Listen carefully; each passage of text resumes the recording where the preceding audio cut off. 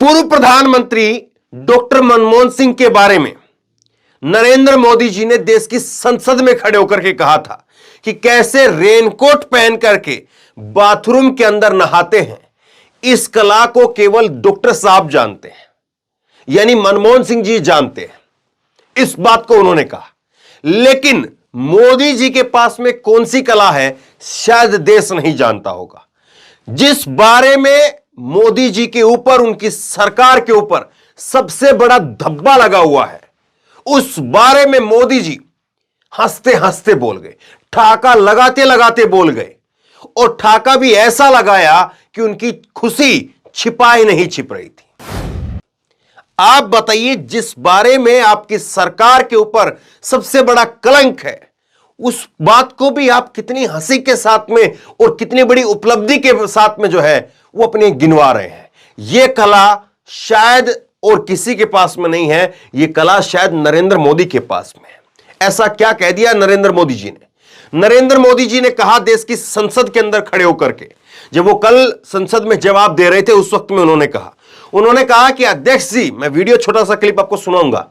उन्होंने कहा कि अध्यक्ष जी, मैं सोचता था कि देश में चुनाव के नतीजों के बाद में तमाम विपक्षी पार्टियां वो एक मंच पर आ जाएंगी, लेकिन जो काम चुनाव के नतीजे नहीं करवा पाए, वो काम ईडी ने करवा दिए।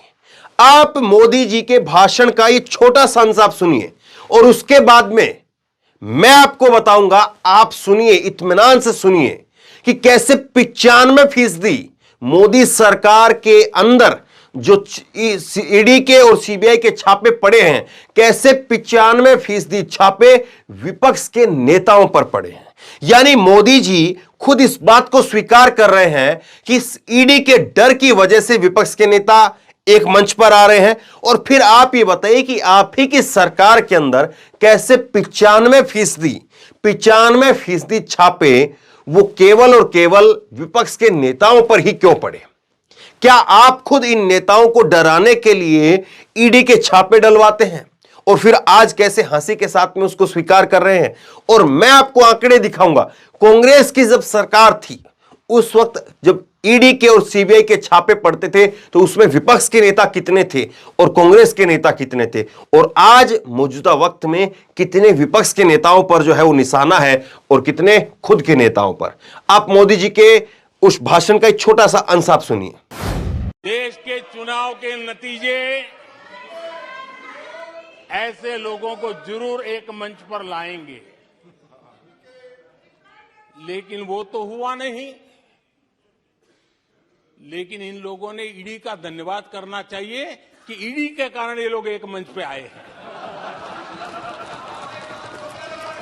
ईडी ने इन लोगों को एक मंच पर ला दिया है। मोदी जी के भाषण का आपने ये अंश सुना। मैं आपको अब कुछ खबरें दिखाता हूं। अब खबरें थोड़ा गंभीरता के साथ में देखिए, ताकि आपको समझ में आए कि किस तरह से चीज चल रही है। तो ये चीजें मैं आपको दिखाता हूं कि आज देखिए एबीपी न्यूज की हेडलाइन क्या है। ईडी ने एक मंच पर ला दिया विपक्ष पर पीएम मोदी का करारा प्रहार, अडानी पर हंगामे के बीच में 2G और CWG का स्कैम का भी जिक्र किया। आज ये एबीपी न्यूज का जो हेडलाइन है, इसमें क्या लिखा है? मोदी का करारा प्रहार। अब मैं आपको दिखाता हूं एक दूसरी हेडलाइन, एबीपी न्यूज की ही हेडलाइन है। इसमें क्या लिखा है? यूपीए सरकार में 60%, एनडीए शासन में 95%, विपक्ष के नेताओं पर लगातार बढ़ता जा रहा है सीबीआई का शिकंजा।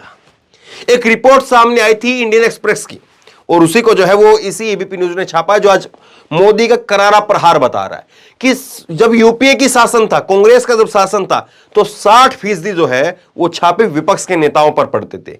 लेकिन जब मोदी जी आज का जब उनका शासन है, तो 95% छापे विपक्ष के नेताओं पर पड़ रहे हैं। और अब आप डिटेल में देखिए, आप ये डिटेल में आप देखेंगे तो पहले मैं आपको तब के छापे दिखाता हूं जब कांग्रेस की सरकार थी। 2004 से लेकर के और 2014 तक ईडी की केसबुक आप देखिए। कांग्रेस के पांच बड़े नेताओं पर छापे पड़े। सुरेश कलमाड़ी जब से सबसे बड़ा नाम, जेल तक गए। बीजेपी के 3 बड़े नेताओं पर छापे और टीएमसी के 7 बड़े नेताओं पर छापे। बीएसपी के 2 YSRCP के 1 और BJD के 1, DMK के 4 और इंडिपेंडेंट 3। तो ये जो 2004 से लेकर के 2014 तक 10 साल का लेखा जोखा है ये। अब मोदी का लेखा जोखा आप सुनिए, 2014 से लेकर के अब तक का, ये सितंबर में रिपोर्ट आई थी और अभी जो है वो 1 साल का वक्त और बाकी है चुनाव के अंदर। जब जो आखिरी परीक्षा, असली परीक्षा आएगी तब तक तो ना जाने और क्या क्या होगा। अब आप देखिए इसमें बीजेपी और उसके अलाई, उसके जो गठबंधन के जो है साथी, उनके ऊपर केवल 6 नेताओं के ऊपर छापे हैं।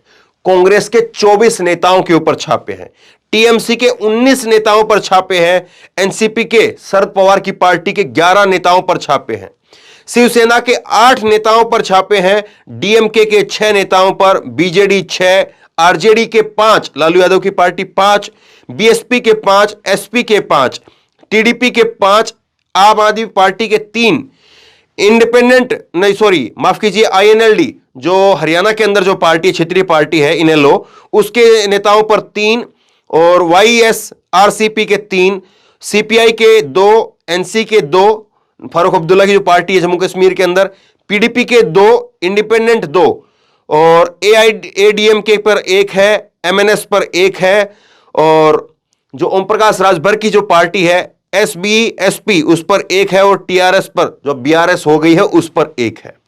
तो यह लेखा जोखा है। 95% अपने नेताओं पर केवल 6 बीजेपी के नेता और उसके जो गठबंधन के साथी हैं उनके केवल 6 नेताओं पर छापे हैं और बाकी 95% छापे विपक्षी पार्टियों के ऊपर है।